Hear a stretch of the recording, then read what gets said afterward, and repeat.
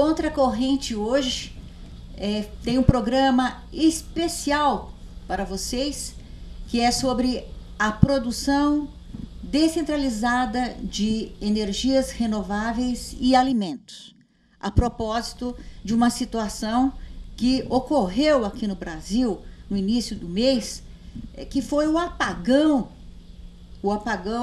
catastrófico, em certo sentido, para muitos produtores, agricultores que tiveram aqui na região, inclusive aqui na região de Goiás, a sua produção de animais leitõezinhos, pintinhos nas incubadeiras, mortos como produto dessa carência de energia.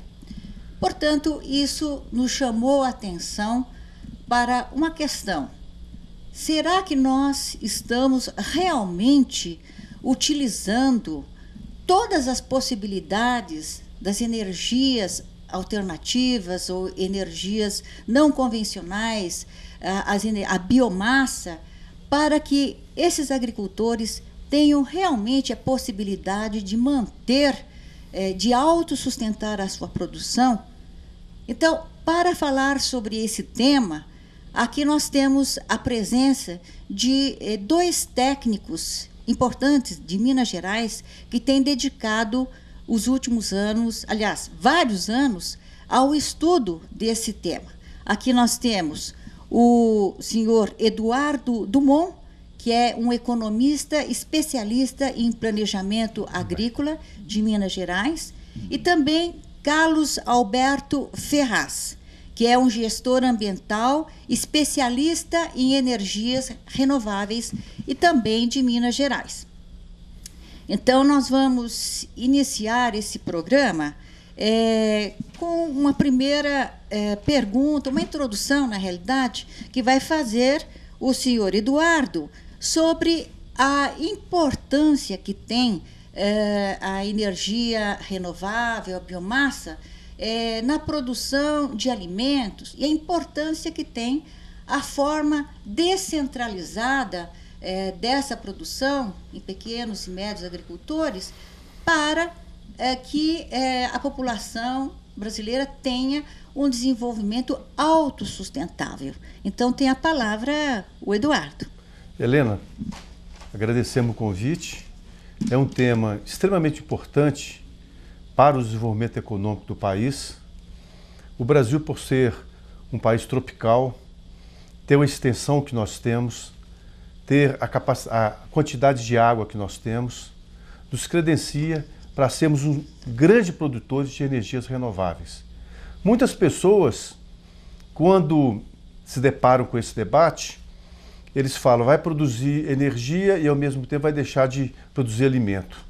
O projeto que nós estamos trazendo para discutir no programa Contra a Corrente é um programa de produção de energias renováveis de forma descentralizada, produção de álcool combustível através de milhares de microdestilarias e, pela sua similaridade, pela sua integração com o campo, ele produz, além de energia, também alimento.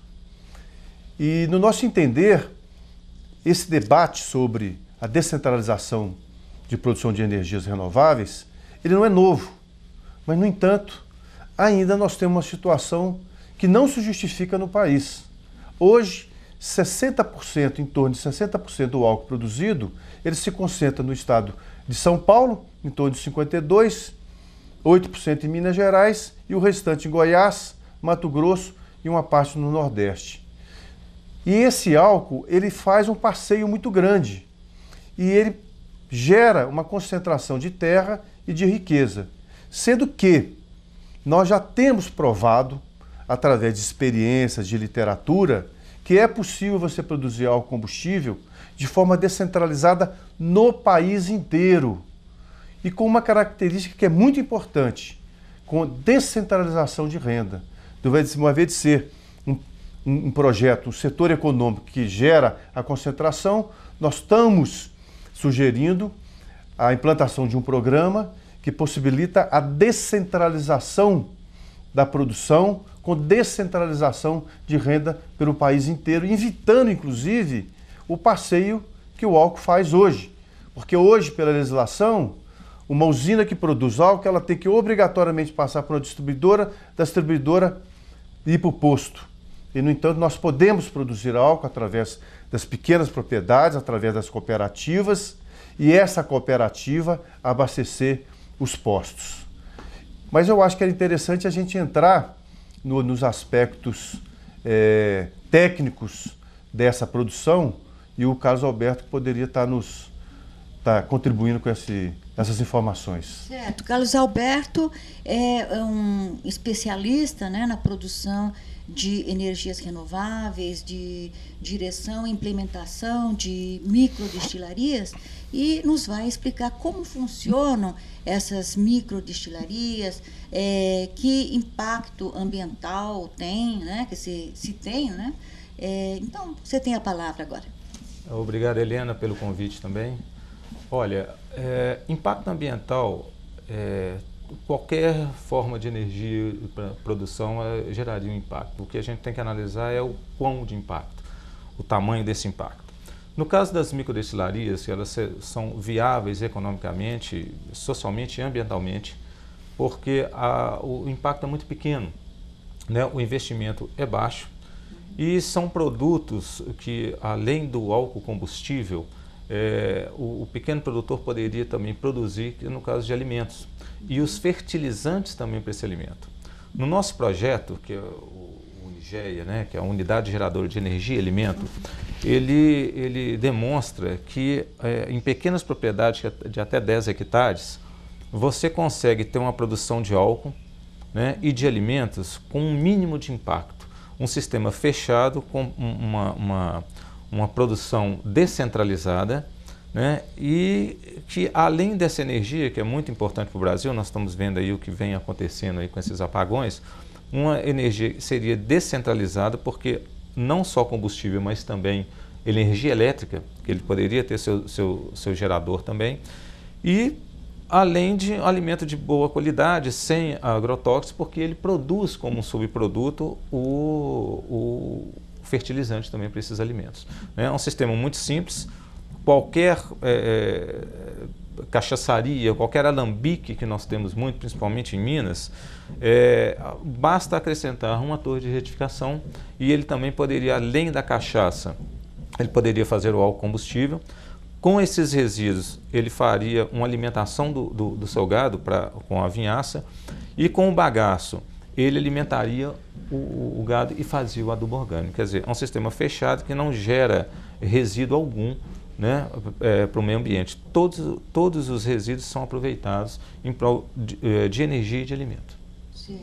A sua micro-usina destilaria fica onde? Em Mateus Leme, em Belo Horizonte. Nós começamos com um parceiro, Marcelo Guimarães, que vem estudando essa parte da biomassa há mais de 40 anos, né? Então, hoje, há um sisteminha também de floresta superdensa que, quando se diz em alambique, todo mundo fala, mas vai ter o desmatamento porque tem que cortar lenha para caldeira e tal. Esse sisteminha de floresta superdensa é um sistema de brota e rebrota, né? Que você não precisa ter aquele cuidado extremo com você corta o eucalipto, mas ou se for o caso uma floresta nativa, e você repõe os nutrientes. Onde estão os nutrientes? Estão no cinzeiro da sua caldeira. Então você volta com ele para a floresta, então você tem um ciclo de vida dessa floresta praticamente infinito, de brota e rebrota. Então você sempre tem madeira para você utilizar nas caldeiras. Essa destilaria com uma área de 200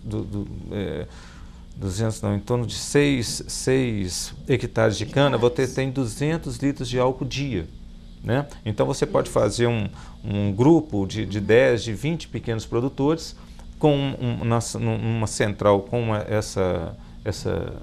essa torre retificadora, para você gerar esses 200 litros de álcool dia, além de adubo orgânico e alimentação do gado, principalmente na seca, porque a cana ela floresce na seca, é onde a gente tem a maior falta de água. Você teria esse alimento para o gado. Então não há incompatibilidade entre produção de álcool e alimento, porque você tem gado, depois você tem leite, queijo, né? Exatamente. Mas qual é o custo de uma microdestilaria dessas para o pequeno agricultor? Olha, tendo o alambique, que é a moenda, as dornas de fermentação e o alambique, né, propriamente dito, qualquer pequeno agricultor sabe o manejo de fazer essa cachaça, né? O que precisa é somente a torre. Hoje essa torre fica em torno aí de uns 10 mil reais. Se isso fosse implementado como uma política pública, com certeza isso aí iria diminuir muito esse preço dessa torre de retificação, inclusive em cima de pesquisas em melhoria dessa produtividade, né? Mas eu acho que é um sistema viável porque além não só do combustível, ainda de gerar alimento e gerar emprego, porque mantém essas pessoas no campo, né? Porque ela sabe que numa pequena propriedade ela iria gerar renda. Certo, certo. Então, vamos perguntar agora para o Eduardo, que tipo de incentivo, por exemplo, o BNDES dá para esses pequenos agricultores, né? E outra questão, esse projeto que vocês defendem, né, de descentralização da produção baseada na pequena e média agricultura familiar, ela conta com uma possibilidade de desenvolver também empregos. Como seria isso? Pois é. O projeto que o Carlos Alberto acabou de escrever aqui agora, ele tem uma característica extremamente fundamental para o Brasil. Nós não estamos com esse projeto dependendo em nada de tecnologia do exterior, de capital do exterior, de pagar royalty para o exterior, porque todos os equipamentos que nós precisamos para montar essas microdestilarias já são produzidos a nível nacional. Uma caldeira, uma moenda, um tacho, o cano, a panela, tudo isso já é produzido no Brasil. A cana, nós temos experiência na cana de séculos. Nós temos mais de 1000 variedades de cana adaptado a cada região do país, que já foram pesquisados com alta produtividade. Então, é um projeto que vai ao encontro do momento econômico do mundo e do Brasil. Porque o mundo hoje está em recessão. Querendo ou não querendo, ele impacta essa recessão no Brasil, em que pese o governo federal está adotando várias medidas para se contrapor a isso e manter um crescimento econômico do Brasil. Mas nós estamos falando de um projeto que ele tem as características e as potencialidades brasileiras, que tem a capacidade de produzir energia renovável, simultaneamente com alimento, e ao mesmo tempo a capacidade não só de incrementar a produção no campo de forma descentralizada, mas também incentivar a produção industrial que já existe. Quantas indústrias já existem de moenda, de tacho, de caldeira, que poderia estar aumentando a sua produção e criar novas indústrias?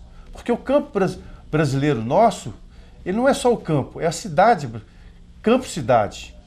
As nossas cidades hoje são cidades muito rurais e nós precisamos levar descentralizadamente a indústria para esses locais também. E nós estaremos com isso tocando em alguns problemas que nós estamos vivendo no Brasil hoje. Imagina que nós somos os maiores produtores, um dos maiores produtores de álcool do mundo e, no entanto, estamos importando álcool dos Estados Unidos. Então, não justifica esse programa de produção de álcool de forma descentralizada através de microdestilaria, estaria contribuindo com o programa governamental de incentivo de produção de álcool para abastecer o mercado interno. E o mercado interno, com o crescimento econômico, ele é sempre crescente, demandante de mais álcool. Então, na realidade, nós estamos contribuindo, esse programa vem contribuir com as preocupações do governo. Uma das preocupações do governo é a questão do Brasil sem miséria. E Brasil sem miséria significa não só você dar um Bolsa Família, mas você possibilitar que as pessoas tenham de forma descentralizada os meios de produção que vão gerar riqueza. Essa que é a diferença. Nós sabemos muito bem que nesses últimos 10 anos o Brasil tirou da miséria, passou para a classe C 40 milhões de pessoas. O que contribuiu para isso? Criação de emprego, a recomposição do salário mínimo, a Previdência Social, Minha Casa Minha Vida, o Bolsa Família e assim por diante. O Programa de Aquisição de Alimentos da Agricultura Familiar, o PRONAF. Mas nós estamos falando no programa que tem uma dimensão enorme, muito maior, por exemplo, do que o Bolsa Família. Bolsa Família é importante, mas nós estamos falando em o pessoal lá do campo, os assentados da reforma agrária, o pequeno e médio agricultor, que são pequenas propriedades no Brasil, 4 milhões e 500 pequenas propriedades, terem acesso a equipamentos para produzirem riqueza e se apropriarem dessa riqueza. Dinheiro nós temos também. Agora mesmo o BNDES vai receber 70 bilhões de reais para poder fazer empréstimos. É mais do que suficiente. Não precisaríamos nem de um montante desse de recursos, é muito menos, para implementar um programa desse no Brasil. Muito bem. Inclusive, é uma oportunidade histórica, né, para ver essa conexão, essa união, né, entre cidade e campo, entre a população que vive nos grandes centros urbanos dessa forma, inclusive, impedir que haja essa migração, essa concentração em São Paulo, nas favelas do Rio, a população poder viver e ter uma autossustentabilidade nas comunidades rurais, né? E dessa forma ter possibilidades, inclusive, não só de produzir, mas de consumir álcool, né, o combustível, na cidade. Como poderíamos fazer para que o povo, né, a população das pequenas cidades pudessem realmente ter essa comercialização, além dos créditos que nós já conversamos, mas a comercialização e a distribuição local para impedir essa viagem, né, que o álcool faz do interior para a cidade e depois volta. Então, como poderia fazer? Essa é uma pergunta. E outra, se você poderia, Carlos Alberto, responder, também há muitos telespectadores que têm ainda dúvidas sobre essa questão da produção da bioenergia, que compete com a produção de alimentos, explicar que essa bioenergia não é uma biocombustível que depende do milho, da produção do milho, como nos Estados Unidos. O nosso projeto, o seu projeto, é completamente diferente, né? Sim. Olha, a respeito dessa dificuldade que as pessoas têm de entender quando chegam as informações, principalmente dos Estados Unidos, do álcool de milho, a gente tem que entender primeiro o seguinte: o Brasil é o país mais rico do mundo em biodiversidade e em biomassa, né? A biomassa, ela é nos dada todos os dias, que o gerador é o sol, e nos dá todo dia de graça e por muitos anos, né? E todos os dias. O que acontece é que a diferença dos Estados Unidos é um país temperado e nós somos um país tropical, quer dizer, é um privilégio. Então, a eficiência em biomassa é extraordinariamente maior. Então, quando se faz o álcool de milho, como nos Estados Unidos, apesar de o milho ele ser um alimento, né, você realmente está competindo com o alimento lá. Aqui, não. Primeiro porque nós temos uma grande quantidade de áreas degradadas e de pasto e poderiam ser usadas no plantio de cana-de-açúcar para produzir o álcool. O álcool é um combustível alternativo do petróleo, a gasolina do petróleo, mais eficiente do mundo. Hoje nós temos muitos projetos, né? Então você vê carro é isso e tal, mas eficiência mesmo da biomassa não se compara, né? A cana, ela é muito eficiente nessa conversão de energia solar para energia líquida. A biomassa ela tem essa grande vantagem de te dar 3 combustíveis. Ela te dá o combustível sólido, como a lenha, te dá o líquido, como o combustível, e te dá o gasoso, como o biogás. Todos esses combustíveis são adquiridos de forma simples, né, e eficiente, justamente por causa da insolação. Bom, agora, como que poderia isso ser viabilizado? A gente poderia estar tendo isso e a população ter essa energia de melhor qualidade, com menos impacto ambiental, menos poluição. Olha, o álcool já é provado por várias pesquisas e no mundo inteiro que ele polui menos.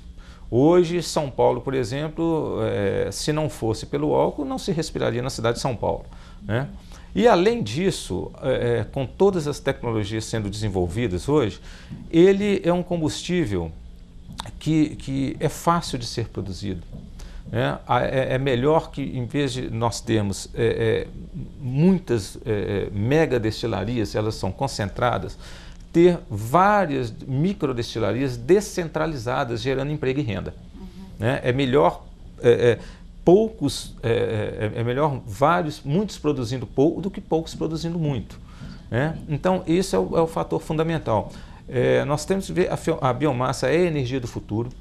Né? O petróleo, eu nem entro em questão de quanto tempo vai acabar, mas o preço cada vez vai aumentar mais. E uma coisa importante é que quando nós falamos na energia, que é a energia incorporada do produto, nós vamos ver que os combustíveis fósseis, eles são caríssimos.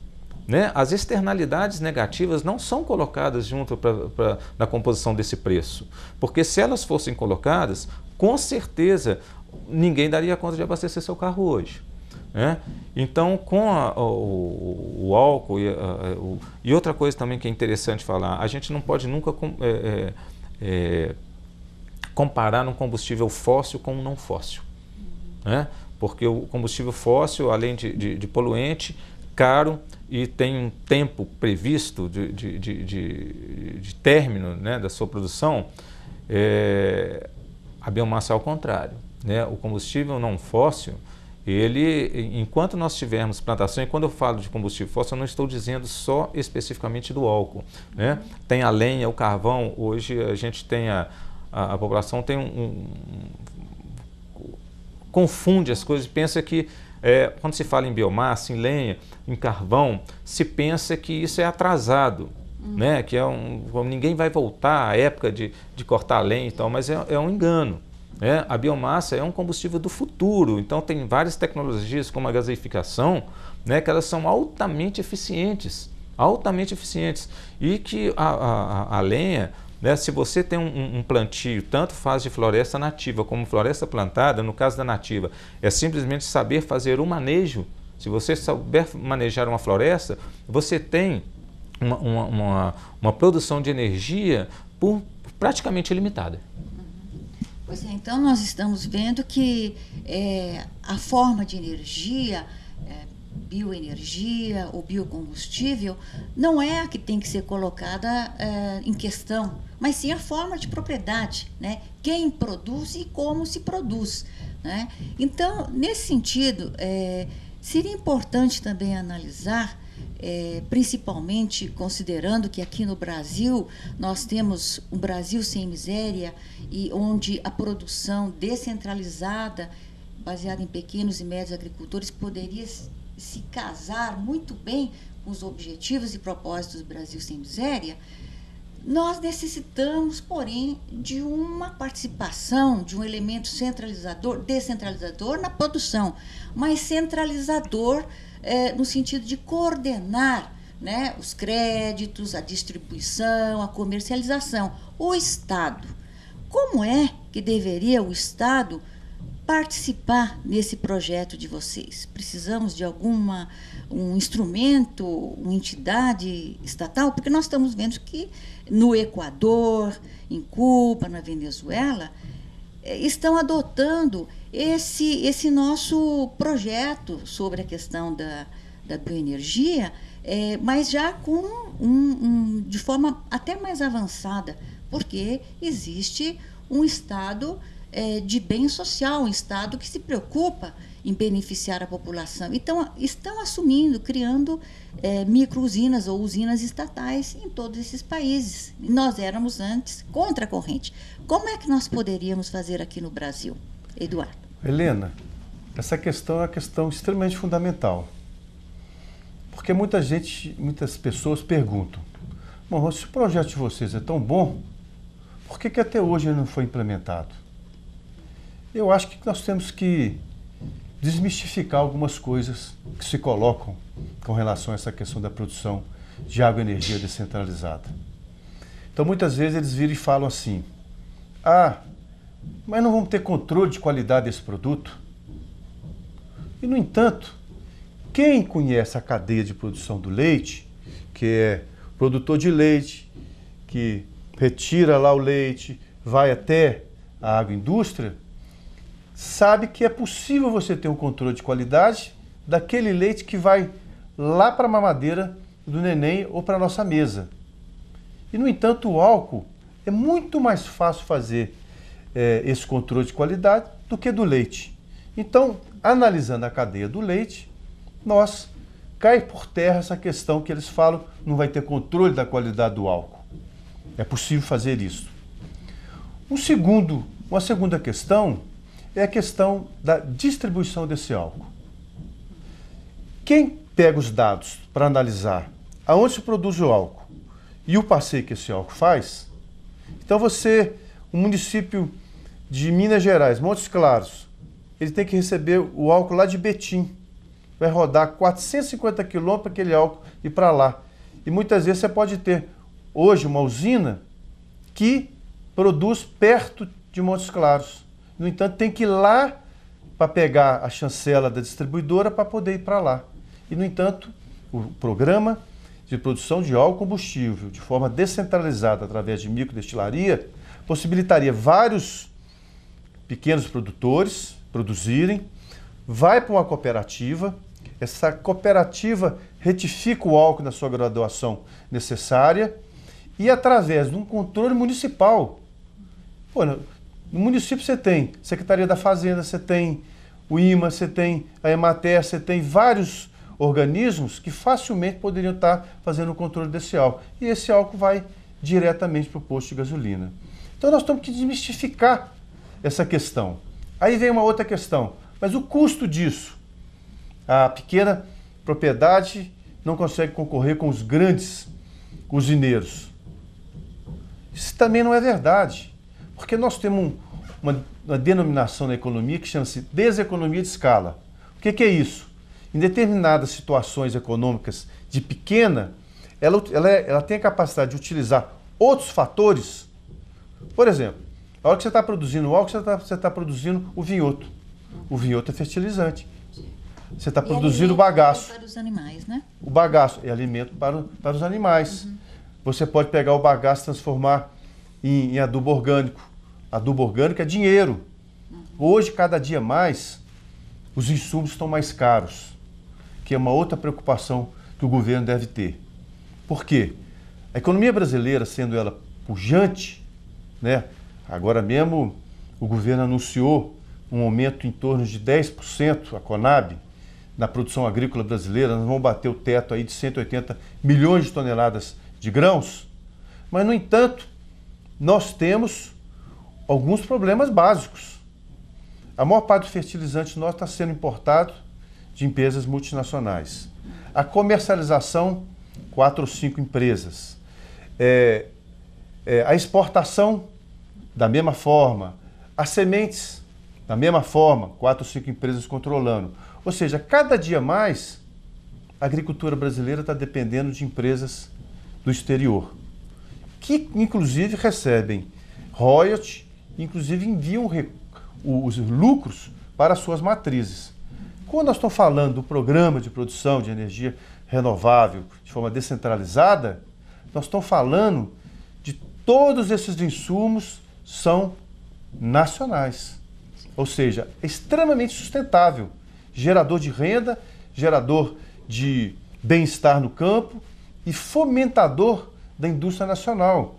que é uma preocupação do governo com relação à questão da produção industrial, que tem decrescido, e as nossas exportações, inclusive, a balança comercial nossa em relação ao que nós importamos e exportamos, na área industrial, ela é negativa. Na área de serviço, na área de comercialização. Ela é positiva na questão do agronegócio. Por isso que ela dá um saldo positivo. Mas na industrial, então nós estamos querendo dialogar com o governo no sentido de que ele adote esse programa como uma forma, inclusive, de fomentar a indústria nacional. E capital nós temos para isso. Nós temos a tecnologia, nós temos para isso. Então, realmente é um programa extremamente exitoso. Quanto poderia custar uma microdestilaria? Eu não me recordo, uns 40, 50 mil? Uns 40, 50 mil, ela é inteira. Né? Se fosse colocado como uma política pública, esse preço iria diminuir bastante. Isso nós estamos falando o seguinte, mas você geraria, isso aí, se for um grupo de 10 produtores, seria dividido para 10 produtores. Né? Se for de 20, dividiria para 20 produtores. Né? E uma grande vantagem é o seguinte, é que você sempre teria uma renda, porque o consumo de combustível ele é alto e tende a aumentar. Né? Ele tende a aumentar. E é um produto que não perde, que você pode estocar, né? É diferente de você fazer um plantio e com algum problema, ou de uma praga, ou de você perder aquilo, ou pela variação de preço do valor disso, como o Eduardo disse, o controle de preço desses alimentos hoje no Brasil, praticamente a gente não sabe, né? E o combustível não. Né? O preço dele sempre vai estar viável para o produtor. Ele teriam duas fontes, que é o comum dele, a produção dele de alimentos normais, além disso, a energia. Então eu defendo que hoje as fazendas deveriam ser os produtores chamados de fazendas energéticas, de você produzir tanto energia como alimento, os dois juntos, porque eles estão amarrados um ao outro. Quando você produz qualquer tipo de alimento, os resíduos, a quantidade de resíduo é muito grande, normalmente ela é descartada. Isso poderia ser revertido em energia, inclusive colocando na rede elétrica e o produtor ainda receber, né? Ele ter uma renda pelo excesso de produção, além dele produzir para si próprio, ele ter a sua energia própria, ele ainda disponibilizar isso, quer dizer, essa quantidade de apagões que nós estamos tendo, né, nós não teríamos. Por quê? Porque a energia iria estar descentralizada. Né? Então, com certeza, um volume muito grande de energia seria acoplado ao sistema energético para, além de baixar o preço, para evitar esses apagões. No caso, por exemplo, dessa produção animal, por exemplo, aqui em Goiás e tudo que sofreu esse embate, né? O próprio resíduo, né, das fezes e tudo poderia ser transformado em energia, por exemplo? Sem dúvida. Quando a gente fala na biomassa, nós estamos falando também dos resíduos, inclusive resíduos não só de agricultura, mas resíduos, esgoto, né, sanitário, os resíduos humanos, dejetos humanos, dejetos animais. Isso tudo hoje é desperdiçado. No caso de Goiás especificamente, se eles tivessem um sistema de biodigestão, eles gerariam o biogás, com o biogás eles teriam campana para aquecimento dos pintinhos ou geração do próprio gás para gerar eletricidade. Né? Então, para uma bomba d'água funcionar, a própria iluminação do sistema funcionar, quer dizer, não teria esse prejuízo. Eu e o Eduardo visitamos certa vez ao norte de Minas uma cooperativa que ela teve Grande Sertão, ela teve uma perda muito grande de polpa de fruta, que ela fabrica essas polpas para suco, né? Então, que deu uma parada, então as câmaras frigoríficas eles tiveram uma perda. Pois bem, se eles já estivessem utilizando ou parte disso para produzir cana ou álcool, né, para ter o combustível para a própria cooperativa e gerar energia também, se estivesse utilizando também os resíduos num biodigestor, geraria o biogás e geraria eletricidade, eles não teriam esse prejuízo.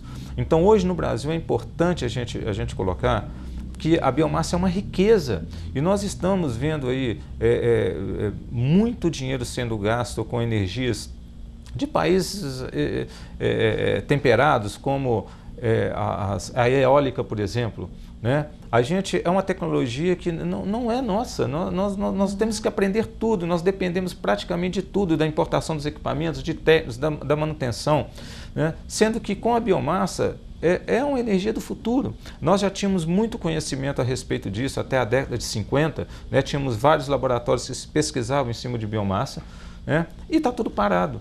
Nós, mesmo com o biodiesel, nós não temos que começar a inventar a roda. Vamos partir de onde nós paramos, o desenvolvimento que o Brasil conseguiu a partir da biomassa, e vamos daí para frente, porque essa é a energia do futuro. Todas as outras são complementares. A biomassa é uma energia real. Nós temos que direcionar os nossos investimentos para isso, né? O país iria ganhar e a população também com custo baixo e a facilidade de produzir essa energia. Nós já tivemos, inclusive, várias experiências e projetos no passado, né? O Proálcool, o professor Bautista Vidal, quando ele foi da Secretaria de Energia daquela época, né? Do Proálcool, defendeu e teve um eco naquele momento, né?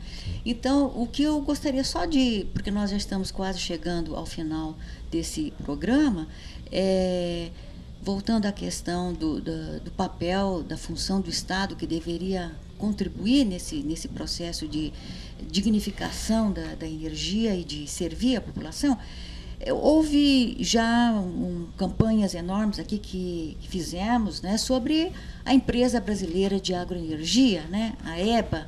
Né? O que vocês pensam sobre isso? Existe, é possível, é viável? O que vocês acham, inclusive, sobre como é que chama? Na Petrobras existe um ramo, né? Um setor dedicado a Petrobras Biocombustível. Né? Então, o que se poderia fazer? Qual a campanha, o movimento que poderíamos fazer nesse sentido? Pois é, Helena. Eu acho que você fez uma pergunta extremamente fundamental. Qual que é o papel do Estado para poder fomentar esse desenvolvimento que nós estamos falando? São várias experiências, vários debates. Eu queria até apresentar aqui Agroenergia Nossa, que é uma campanha que nós estamos desenvolvendo já há alguns anos. Apresentar também aqui um livro organizado pelo Marcelo Guimarães, Biomassa, a Energia dos Trópicos em Minas Gerais. Tem vários autores aqui que já tratam desse assunto. Agora, para que isso realmente seja implementado, é preciso que o governo, que a presidenta Dilma, tome uma posição política. E nós entendemos que o momento está extremamente propício para ela fazê-lo, de implementar um programa com essa envergadura. Uma presidenta que teve a audácia, a coragem, que teve a vontade política e econômica de baixar os juros no país, é uma presidenta que tem a capacidade de assumir um programa dessa dimensão, através de criação, na nossa avaliação, de uma empresa brasileira de agroenergia. Essa é a nossa proposta. Por quê? Fica descentralizado. O governo anterior, o Lula, teve um carinho muito grande com o agricultor familiar. Tanto é que ele aumentou os valores do Pronaf, o biodiesel que ele propunha era produzir através da incorporação de milhares de pequenos agricultores familiares e camponeses, mas eles chegaram até só a porta de produzir grãos, vamos dizer, a mamona, o amendoim, mas como faltou uma empresa que tivesse uma política nacional, com a visão nacionalista do programa, a soja, por exemplo, que já tinha toda uma cadeia organizada, ela pulou na frente. A comercialização. Você vê o seguinte, nós tínhamos uma empresa, um setor nacional de produção de álcool, suco alcooleiro, 100% nacional. Hoje, 70% disso já está desnacionalizado. Então, para recuperar esse caminho, para reforçar a reforma agrária, você vê que a reforma agrária está precisando dar um impulso e ela, muitas vezes, busca desenvolver programas para impulsionar, mas falta um programa que possa costurar. E esse programa nós estamos sugerindo para o governo federal. Muito bem.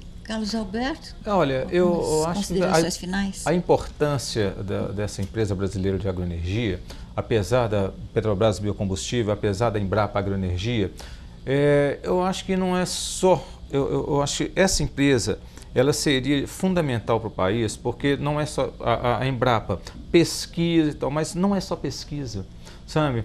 É a implementação, né? É a comercialização, né? São vários fatores que tem que pegar como um todo. Então essa empresa ela seria responsável por tudo isso, né? Toda a geração, toda a pesquisa, toda a distribuição, toda a implementação do sistema como uma política pública no país, né, em determinadas regiões, com cada uma as suas características específicas. Por quê? Porque não tem que misturar a biomassa com o petróleo. Nós temos que ter uma noção bem clara a respeito disso. Deixa os combustíveis fósseis, se tem a Petrobras, se tem o pré-sal, eu nem vou entrar nos problemas graves a respeito disso, desses vazamentos, dos impactos ambientais. Biomassa é outra coisa.